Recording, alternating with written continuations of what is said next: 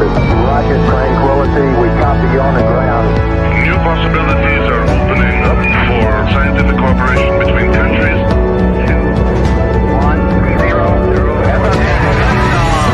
Liftoff. Americans return to space as Discovery clears the tower. Discovery, go and throttle up. Discovery, roger. Go for deploy. Thanks, Houston, and to everybody in the shuttle program. The crew is go for launch. Roger. Nice to be in orbit. We have followed in their footsteps to get us where we are today.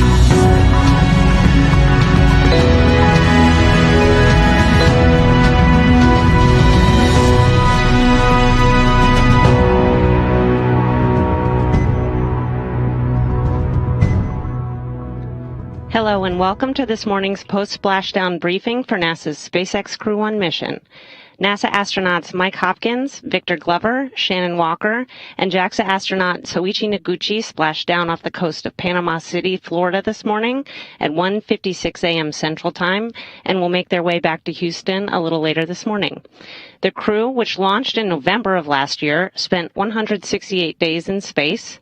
Members of the Resilience crew were involved in 5 spacewalks during their time on orbit, saw the arrival and departure of several visiting crew and cargo spacecraft, and contributed to hundreds of scientific investigations and technology demonstrations while aboard the International Space Station. We have a few folks here to talk about the mission and the crew's return. They are Kathy Leaders, Associate Administrator for NASA's Human Exploration and Operations Mission Directorate, Steve Stitch, NASA's Commercial Crew Program Manager, Joel Montalbano, NASA's International Space Station Program Manager, Holly Ridings, Chief Flight Director at Johnson Space Center, Hans Königsmann, SpaceX Senior Advisor for Flight Reliability, and Hiroshi Sasaki, Vice President and Director General for JAXA's Human Spaceflight Technology Directorate. We'll start with some overview remarks and then move to questions from reporters on the phone.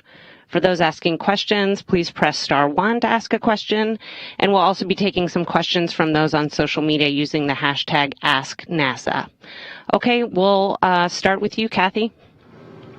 Well, first, thanks for all of you being here so early in the morning. What an exciting landing. I mean, first of all, beautiful, beautiful evening. You could see how, nice the weather was once again. I think we've been extremely lucky that we got 2 landing days, both for Demo 2 and Crew 1, and these are really nice days to be able to rescue the crew. Re-entry is hard, and the spacecraft was in beautiful condition, but you just worry as you go through the 6 minutes of calm blackout, and it was so great to hear Mike's voice and then see those drogues and the mains deploy so wonderfully, and the vehicle just come softly down and back to Earth, and see the boats going out to pick up the crews and bring them home. It's amazing. We've already got pictures of the crew out there, and you can see, Mike and Shannon and Victor and Soichi, they look like they did on the day they launched, and it's kind of hard to think about that. That's a picture of them inside the crew capsule now on the recovery boat. But they're doing great, and we're very, very happy that we'll be bringing them home to their families. I got to talk to Soichi and Victor's families, and they're very excited to see them again, and we'll be planning on having a late birthday party for Victor soon coming up. This is our first full-up crew rotation mission, and we on the NASA side, and I know on the SpaceX side, we've learned a lot. On the NASA side, we're going to take this learning into our future crew missions with Boeing, and most importantly, the Artemis missions. And I know the SpaceX folks are just going to keep doing these missions. I don't know how you could have done this one much better, but we are hoping that they're going to be continuing to do the great job that they've been doing. I personally want to thank the SpaceX team, the NASA teams, and we've had several other federal agencies that have jumped in and helped us along the way. And I really want to thank everybody for all the hard work that they've done and doing such an amazing job for our nation. Thank you. Okay, next we'll hear from Steve Stitch. Good morning, everybody. It was an incredible day today, recovering Mike Hopkins, Victor Glover, Suichi Noguchi, and Shannon Walker after their 168 days in space. It really has been an incredible 27 days, I would say, for the NASA and SpaceX teams in the Commercial Crew program. This has probably been our busiest month. We started on April 5th with a port relocation to set us up for the landing that we did today. On April 23rd, we launched the Crew 2 mission, and they docked one day later. And then today, on May 2nd, we deorbited and landed the Crew 1 vehicle. Today went very well overall, I would say, almost flawlessly. Dragon did great. You know, it was great to hear the crew when they woke up. The first thing Mike Hopkins did is ask, you know, what's the weather going to be like? And we told him, hey, maybe 2 knots of wind and 1 foot waves, and he was very excited from the very beginning. You know, we undocked at 7:30 Central, and the deorbit burn and the entry went phenomenally well, as did the parachute deploy. My hat's off to the SpaceX team for building such a great vehicle, and also the recovery operations tonight was phenomenal. First time they've done the crewed vehicle at night. We had a lot of confidence in this night recovery based on the cargo mission that we flew and landed in January with SpaceX, and they recovered that vehicle as well. You know, we had a couple lessons learned from the Demo 2 mission. If people remember, we had some slightly high hypergol readings. Today we had none of that with the vehicle. It was performed flawlessly. And last time, you may remember, we had some boats in the area. Today, the United States Coast Guard had several assets on scene and patrolled that area. We had no leisure boats within the ellipse that we cleared for landing, so that was much, much better than just a great flight. We recovered the 2 drogue parachutes and the 4 main parachutes. We're very interested in looking at those parachutes for future missions to make sure that their system's performing well, so those were recovered as well. So my hat's off to the entire NASA and SpaceX team, not only for tonight's operation, but for all the work they did to get this mission ready to go and to bring it back. We'll move on after this flight. We'll do a post-flight review of the data for this flight, and we also have post-flight reviews coming up jointly between NASA and SpaceX for the Crew 2 mission for the launch phase and also the orbit phase with Dragon during the rendezvous and docking with ISS. So it's an incredibly neat time in Commercial Crew.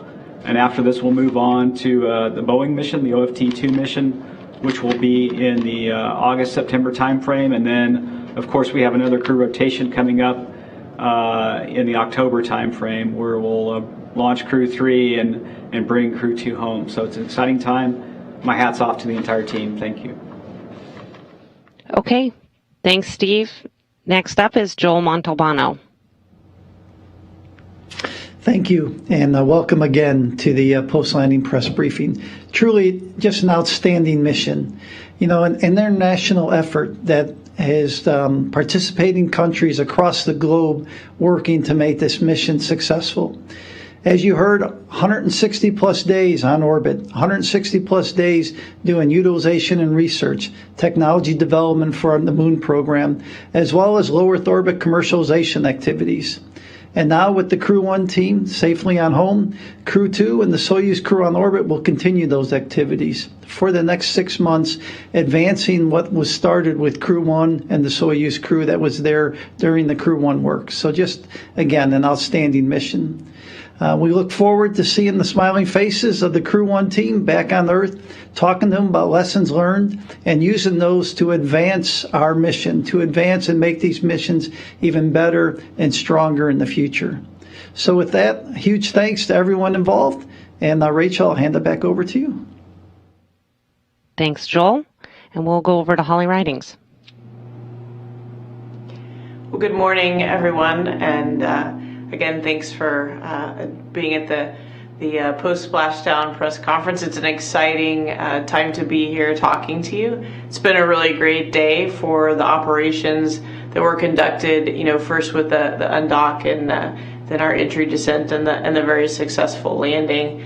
really I should back up and say it's been an amazing 6 months with resilience docked to the space station and the crew on board. International crew, of course, a JAXA crew member, Soichi, first time an international member of a crew on the Dragon, which we were all very excited about. And Shannon Walker had an opportunity while on board to be the commander for a period of time, and so that was exciting as well. In fact, earlier today when they left, Aki, who took over the commander, he's a Crew 2 crew member from Shannon, was able to ring the bell as Resilience was departing and say all those happy words as they were able to send them home. They'd been doing a direct handover with all of the crews on board, Crew 2, Soyuz crew, Crew 1, 11 crew members on board the space station for a little bit more than a week. It was an exciting time, lots of work that was done. Of course, the landing itself required the crew on board to do a sleep shift, right? So we changed their sleep and wake times on board the space station, and that affected the teams on the ground here. And so in order to make this really a very good deorbit and landing opportunity work out for the operations teams and really all of the teams, there was a tremendous amount of effort by NASA and SpaceX working together, and many other teams as well, to ensure that we could safely land our crew today during this night landing. All 4 crew members are doing really well. Got the capsule on board, Resilience on board, SpaceX's recovery ship without any trouble, out of Resilience, and as I was walking over here, the helicopters were there ready to ferry them on to land. And so the reports are all 4 crew members are in great shape and great spirits and doing really well. And so again, just an incredible 6 months of this Resilience vehicle and the crew on board the International Space Station, and then really just a great day. It's not very often you get to wake up on the space station and go to sleep in Houston, and so we've been talking about that in the control center. The orbital mechanics and the weather don't always work out, but today they did, and so that's pretty remarkable. Back to you, Rachel. Thanks, Holly. Next, we'll hear from Hans Königsmann. Yeah, good morning. From all of us here at SpaceX, I want to thank NASA and JAXA for trusting us to fly their astronauts. I was watching the mission from the departure, after the departure from the space station, and I must say this was an amazing mission, and the entire SpaceX team is so proud to support the station. The overall mission went very smooth. The launch in November last year, the long-term docking over 6 months, the port relocation a few weeks ago, and now the departure, re-entry, and splashdown. It's great to have Mike, Victor, Shannon, and Soichi back home again. I know that the team here is looking forward to meeting them again in person soon. We will look at data now and inspect the spacecraft, and then get the capsule ready for the next flight. NASA and SpaceX worked hard to certify both Falcon 9 and Dragon for multiple flights, which is critical for reliability and affordability. As you heard before, this was the first nighttime landing since Apollo 8, and I think it worked great. The lighting was good. There was no additional traffic. The weather was just super, and the wind conditions were just perfect. The SpaceX and NASA teams returned human spaceflight back to the United States, and I think this is a remarkable achievement, the opportunity of a lifetime for many of us, and something to be proud of. Thank you, NASA. And we are looking forward to many more flights to the space station and beyond Moon and Mars. Okay, thank you, Hans. And next we'll hear from Hiroshi Sasaki. Good morning. First of all, we are really pleased to hear all crew members came back home safely. Congratulations and welcome back. I would like to express the sincere appreciation to NASA, SpaceX, and all members who have devoted to this mission under severe COVID-19 situations. It is great pleasure for us that Soichi Noguchi, Japanese astronaut, has completed these important missions together with international partners and with SpaceX. This mission opened the new era for human spaceflight. Soichi is a pioneer. He was on return to flight of Space Shuttle, and he was first Japanese JAXA astronaut launched on a Russian Soyuz, and he boarded this mission, the first operational flight of Crew Dragon. I believe that his experience contributed this mission success. During the long stay at the International Space Station, he challenged the new research and development to benefit our lives on Earth and toward future human spaceflight.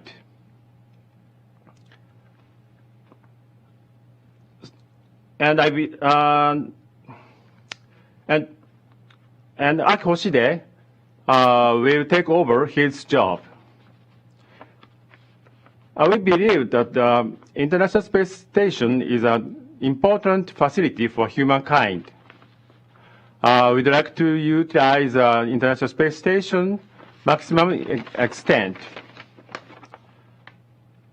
And I think this mission proved the Crew Dragon provide a more robustness and more capability to the International Space Station, and also proved that international and commercial partnership accomplish this goal. Leveraging the partnership is also true for our endeavor in space exploration. We want to continue the international partnership and commercial engagement, not only the ISS, but also the Gateway, lunar surface, and even Mars. We must go together towards these challenges.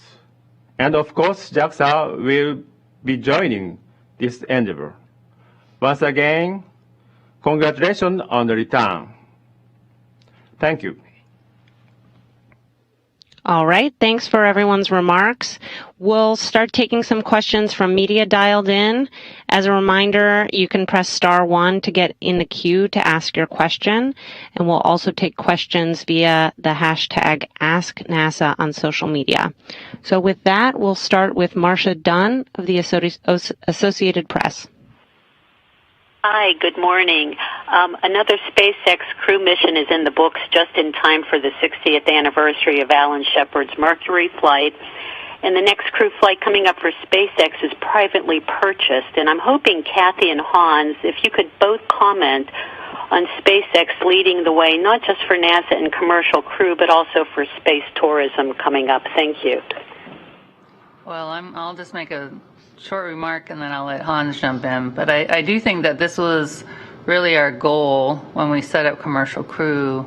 And honestly, we're very excited to see it kind of taking off. One of the reasons why we did the contract the way we did was so that the commercial companies had the opportunity to be able to,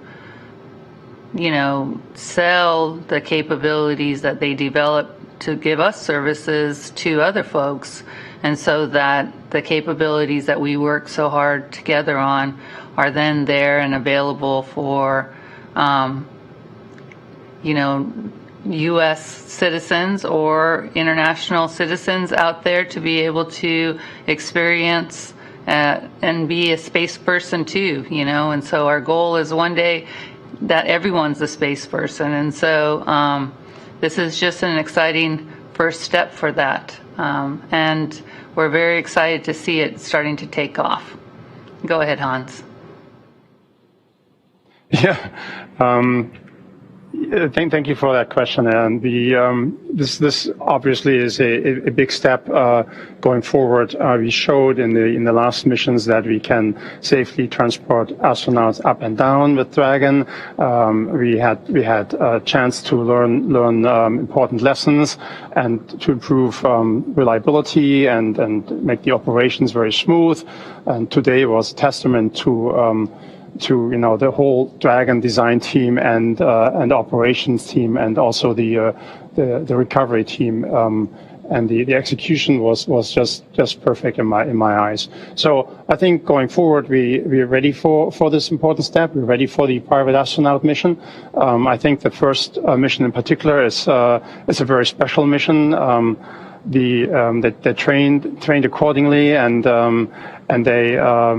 The oval mission is very important. Has the combination with the St. Jude's donation. So I think all of these things come together into an upcoming great private astronaut mission. I'm very much looking forward to that. The next question comes from Eric Berger with Ars Technica. Congratulations all around. You made what's hard look quite easy this morning. Question for Kathy. NASA's been focused on transportation for a long time, getting cargo and crew to LEO and the moon.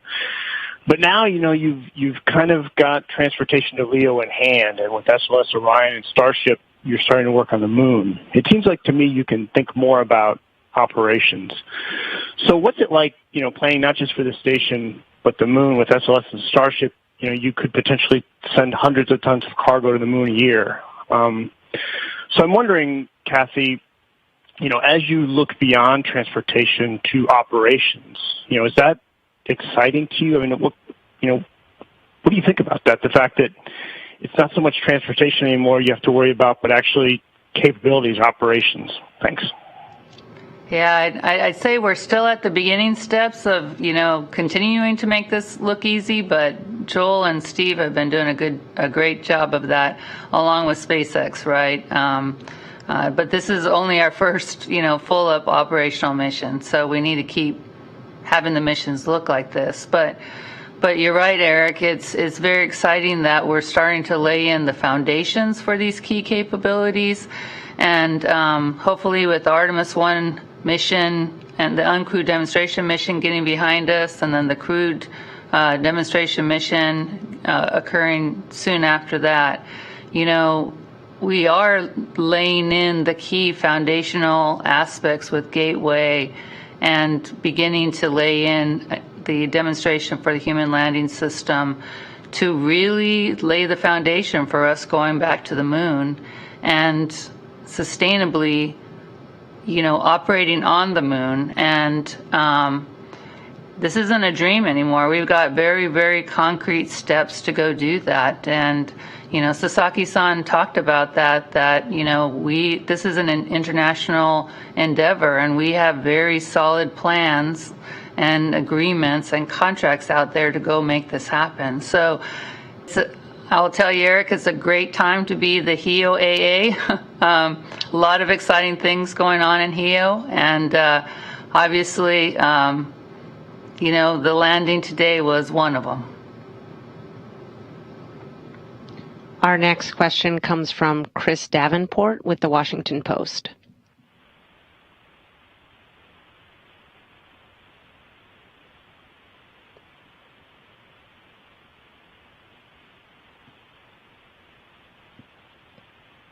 Chris, are you able to ask your question? Can you hear me? We can, yes. Okay, sorry. I was just saying congrats. I was mentioning how you guys got the spacecraft on the recovery boat in less than 30 minutes and the crew out in less than an hour. And I was hoping someone, maybe Steve or Hans, can talk about the training that went into that and what your goals were going into the mission in terms of speeding up that timeline, and then also what the benefits are of getting the crew out so quickly. Thanks. Yeah, I can start, and then we'll let Hans follow. Obviously, I think one of the things today, first of all, congratulations to the SpaceX recovery team. They did a phenomenal job getting the crew out of the water very quickly and capsule on the ship. I think one of the things that has enabled that is they have done many practices of this operation. In fact, just after the launch, last couple Fridays ago, they actually went out and did a practice, and they were really ready to go. And then today, the weather. One of the considerations when we evaluated this night landing was the weather and the sea states, and the fact that it would be very benign conditions for recovery and for the crew. And I think that also helped the team. And I know the SpaceX goal is to get the vehicle out of the water as fast as they can and get the crew out, and then start.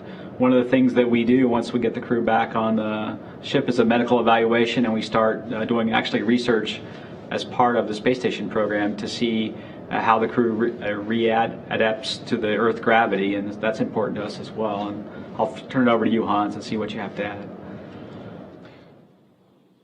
Yeah, Steve, like you said, it's basically practice, and congratulations to the recovery team. This was an awesome operation. I was commenting on this earlier, actually, inside Mission Control, and I noticed the professionalism and how smooth everything was, and it looked more like a race car pit stop than anything else. Everybody was at the right spot and did the right things. And then obviously the weather was great. We picked a great night for this operation, so everything came together and resulted in these record-breaking times for getting the Dragon out of the water and the crew out of Dragon then. So great operation. Congratulations. The next question is from Camden Hall with Next Horizon Spaceflight. Thanks for taking my question. My question is for Kathy or anyone who feels that they can take it. I know that Dragon has a lifespan for human spaceflight. Do you see that lifespan for human-rated spaceflight increasing if Dragon can show that it is safe and reusable over the next few flights? Thanks. Hey, Steve, you want to take that one? I mean, I think this is in your... Yeah, I can talk about the Dragon. Hans talked earlier that we have embarked upon reuse of these vehicles, and of course, Crew 2 is our first reused Dragon capsule. It flew on the Demo 2 mission with Bob and Doug. It can be reused up to 5 times based on our assessments. Right now we've got, our assessment is for the 1 flight, but we can extend that up to 5. And really what that means is 5 flights for up to 210 days on orbit. And so we'll look at that. We'll continue to look at the vehicles when they come back. One of the neat things that we'll do once we get resilience back to the Dragonland area is we'll go through, Hans and the SpaceX team will go through and start the refurbishment. And kudos to SpaceX for allowing NASA to have a presence at Dragonland. We have an office there, and so we'll go hand in hand with them as they go refurbish the spacecraft. And what we do is, as we take the components off and look at reuse, is we learn from that. And so I think there's a potential over time to really potentially extend that life, and so we just do it kind of methodically, step by step. Okay, we'll take a few questions from social media now. Dominic on Twitter asks, are there differences or modifications between the Crew 1 and Crew 2 capsules?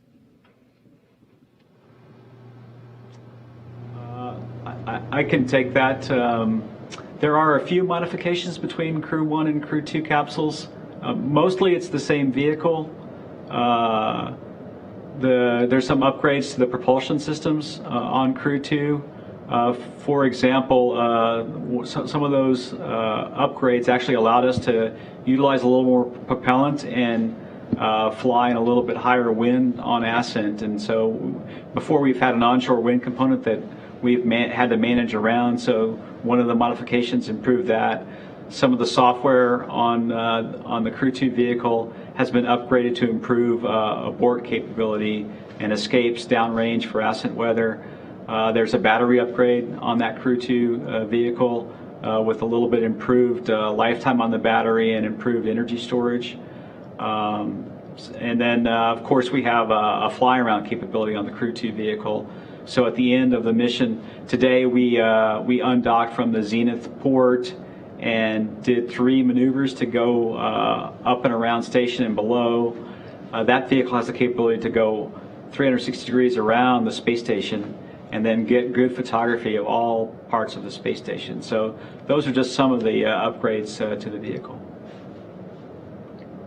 Another Twitter question here, maybe for Holly or Steve. Brandon on Twitter asks if the crew will get to sleep at home or have to sleep at a NASA facility tonight. Yeah, so I can certainly answer that. They'll actually sleep at our astronaut quarantine facility here at the Johnson Space Center. It's really important when they've been up on the space station for 6 months and not exposed to the same things down here on Earth, that they stay in quarantine a little bit longer, while they're monitored by our flight docs after their return. And so they go straight into an exercise protocol that helps them recover quickly, and they'll be out and about not too long, but they do stay at a quarantine facility for a little bit after their return. Okay, thanks. And one more also from Twitter. Will Dragon Resilience be Crew 3's ride to and from the space station? I could take that question. Resilience will not fly on the Crew 3 mission. SpaceX is in the process of building a new Dragon for Crew 3, and it's well underway. Propulsion system's very far along. There's 2 parts of the vehicle that have been already mated together, and then the trunk that has the solar arrays and the radiator panels is being built up. So it'll be a new vehicle for the Crew 3 flight in October. Okay, thanks. All right, we'll go ahead and wrap up here and let our participants get some much-deserved rest. Thanks to everyone for joining today. Stay tuned to nasa.gov for more information about the first opportunity to talk to the Crew 1 crew later this week. Thank you.